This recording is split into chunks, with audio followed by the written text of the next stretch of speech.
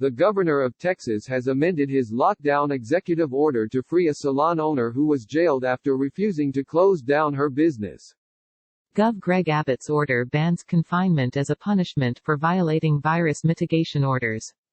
Shelley Luther, the owner of Salon a la Mode in Dallas, was jailed for contempt of court on Tuesday after she refused to apologize and pay a fine for staying open despite official warnings.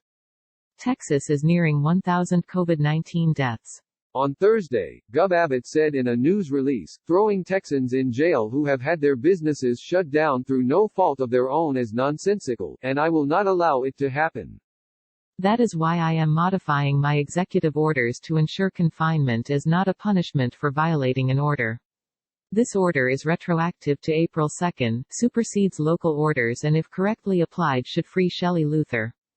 He said his updated order should also lead to the release of Ana Isabel Castro Garcia and Brenda Stephanie Mata, who were arrested in Laredo for allegedly selling cosmetic services from their homes.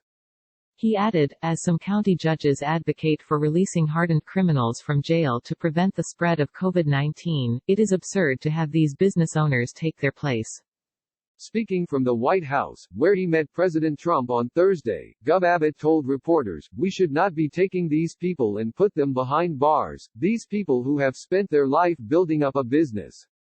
Data from the Texas Department of State Health Services shows that more new cases are being recorded each day, even as the state begins to reopen parts of its economy. Across the state, there have been over 35,000 confirmed infections.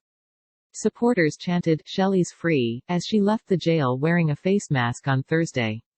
"I just want to thank all of you who I just barely met, and now you're all my friends," she told the crowd. "You mean so much to me. This would have been nothing without you. Thank you so much." On Tuesday, Ms. Luther was ordered to serve 1 week in jail after she defied a cease and desist letter and a restraining order requiring her to shut down her salon as a non-essential business. At her hearing on Tuesday, Judge Eric Maillet said she could avoid jail if she apologized for being selfish, shut the salon and paid a fine. But Ms. Luther refused, saying, "Feeding my kids is not selfish." Ms. Luther was fined $7,000 (£5,652), and was warned that she would be fined a further $500 a day from now until Friday if the business continued to remain open. She was ordered to remain in jail for 7 days after the judge found her guilty of contempt of court. Judge Maillet told Ms. Luther, "The rule of law governs us. People cannot take it upon themselves to determine what they will and will not do." A Dallas inspector and a police officer told the court that they saw clients inside getting haircuts and manicures, according to the Texas Tribune. On the 25th of April, Ms. Luther was pictured at a rally to reopen the state, ripping up a cease and desist letter that had been handed to her.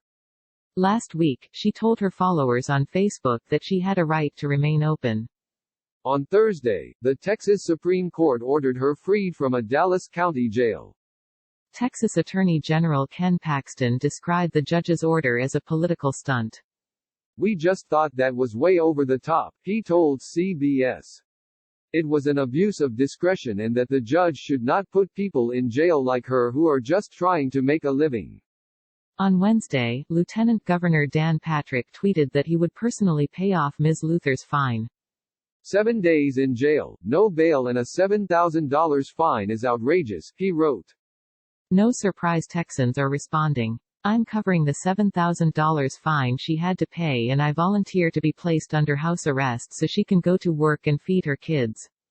Also on Wednesday, Ms. Luther receiving a show of support from former Alaska Governor Sarah Palin, who visited the salon on her way to Austin, Texas, to visit her daughter.